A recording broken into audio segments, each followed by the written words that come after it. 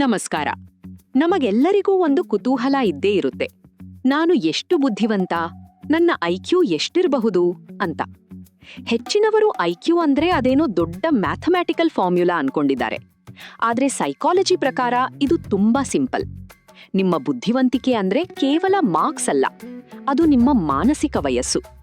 ನೋಡಿ, ಫಾರ್ಮ್ಯುಲಾ ಇಷ್ಟೇ: mental age ಮಾನಸಿಕ ವಯಸ್ಸು ಬೈ ಕ್ರೋನೋಲಾಜಿಕಲ್ ಏಜ್ ದೈಹಿಕ ವಯಸ್ಸು ಇಂಟು 100.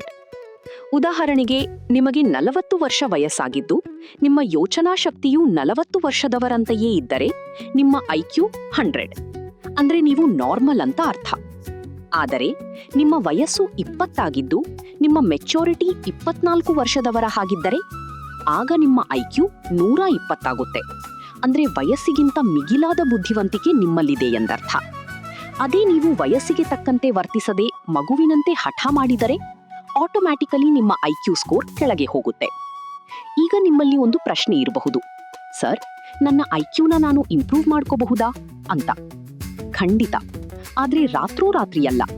ಸೈಕಾಲಜಿಸ್ಟ್ಗಳ ಪ್ರಕಾರ ನೀವು 5% ಇಂದ 15% ವರೆಗೆ ನಿಮ್ಮ ಐಕ್ಯೂ ಹೆಚ್ಚಿಸಿಕೊಳ್ಳಬಹುದು.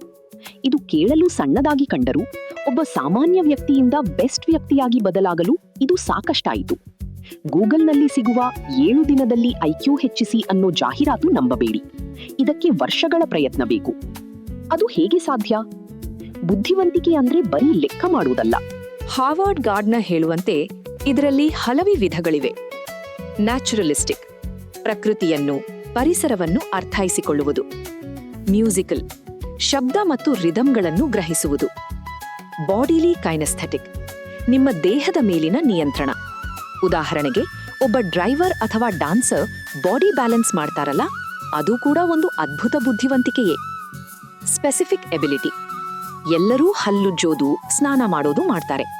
ಆದ್ರೆ ಒಬ್ಬ ಮಗು ಸೈನ್ಸ್ನಲ್ಲಿ ಮಿಂಚಬಹುದು, ಇನ್ನೊಬ್ಬ ಕವಿತೆ ಬರೆಯೋದ್ರಲ್ಲಿ ಕಿಂಗ್ ಇರಬಹುದು. ಇದನ್ನೇ ನಾವು ಸ್ಪೆಸಿಫಿಕ್ ಫ್ಯಾಕ್ಟರ್ ಅಂತೀವಿ.